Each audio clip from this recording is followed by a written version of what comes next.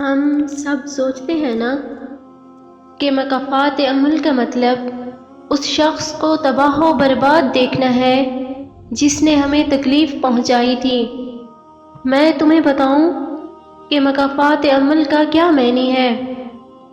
مکافات عمل کا معنی ہر اس چیز میں سکون ڈھونڈ لینا ہے جو اللہ نے تمہیں دی ہے، اور ہر اس شے کے چلے جانے پر دل کو مطمئن کر لینا ہے جو اللہ نے اس جانے والے کے بدلے میں عطا کی ہے۔ کسی کو تباہ و برباد دیکھنے سے کبھی سکون نہیں ملتا، سکون معاف کرنے سے ملتا ہے۔ سکون انسان کو بھلا کر کے زندگی جینے سے ملتا ہے۔ جو اذیت کا ذریعہ تھا، سکون خود کو واپس ڈھونڈنے سے ملتا ہے، کیونکہ اللہ کہتا ہے ہم نے تم میں سے ہی کچھ لوگوں کو تمہارے لیے آزمائش بنایا ہے۔ تو کچھ لوگ صرف امتحان ہوتے ہیں ہمارا، ہمیں اللہ کے قریب کرنے کا وسیلہ ہوتے ہیں۔ تمہیں کسی کا سکون چھین لینے کی خواہش کرنے سے اپنا سکون کبھی واپس نہیں ملے گا۔ تمہیں اپنے آپ میں ہی اپنا سکون ڈھونڈنا پڑے گا۔ تمہیں صبر کرنے سے سکون ملے گا، تمہیں شکر کرنے سے سکون ملے گا، تمہیں اعلیٰ ضرب رہنے سے سکون ملے گا۔ یہی خاصیت ہے مکافات عمل کی۔ تم ان کے بغیر جینا سیکھ لیتے ہو جو تمہاری زندگی ہوا کرتے تھے، اور وہ لوگ وہیں کے وہیں رہ جاتے ہیں جو تمہیں چھوڑ کر گئے تھے۔ تم بہادر بنو تو معاف کرنے والے بنو، اور یہ تمہیں ان کے لیے نہیں اپنے لیے کرنا ہے۔ تم جب کسی کو معاف کرتے ہو تو تم اپنے زخموں کو بھرتے ہو، وہ زخم جو تمہارے غلط انتخابات سے تمہیں ملے ہیں۔ تو بس اپنا دل صاف کر لو اور پھر دیکھو کیسے تمہارے راستے صاف ہوتے جائیں گے۔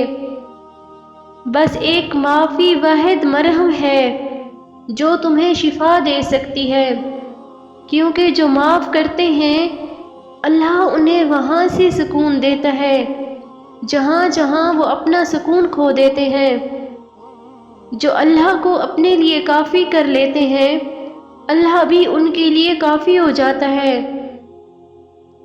بدلے کا انتظار تو بزدل کرتے ہیں، طاقتور تو آگے بڑھ جاتے ہیں۔ دوسروں کو تباہ و برباد دیکھنے کی خواہش رکھنے والے تو کمزور ہوتے ہیں، ظرف رکھنے والے تو معاف کرتے ہیں اور معاف کر کے بھول جاتے ہیں، کیونکہ وہ اللہ کو ان لوگوں سے زیادہ پیار کرتے ہیں، اور وہ جانتے ہیں کہ اللہ انہی سے محبت کرتا ہے جو نفرت نہیں کرتے۔ وہ جانتے ہیں کہ ہمارا اللہ رحمان ہے اور وہ رحم کرنے والوں کو پسند کرتا ہے۔ اللہ کا مکافات عمل تمہاری سوچ سے مختلف ہوتا ہے۔ جب کوئی تمہیں تکلیف دے کر چھوڑ جاتا ہے نا، تو اللہ انہیں فوراً سزا نہیں دیتا، بلکہ اللہ انہیں نپٹانے سے پہلے تمہیں مضبوط کرتا ہے، اور اس دوران اللہ اسے دنیا کے ہر دھوکے سے ملواتا ہے جس انسان نے تمہیں دھوکہ دیا ہوتا ہے۔ اور پھر ایک مقام ایسا آتا ہے جہاں پہنچ کر اس انسان کو احساس ہوتا ہے کہ تمہاری نیت کتنی پاکیزہ تھی، اور پھر یہ جان لینے کے بعد وہ واپس لوٹ آتے ہیں۔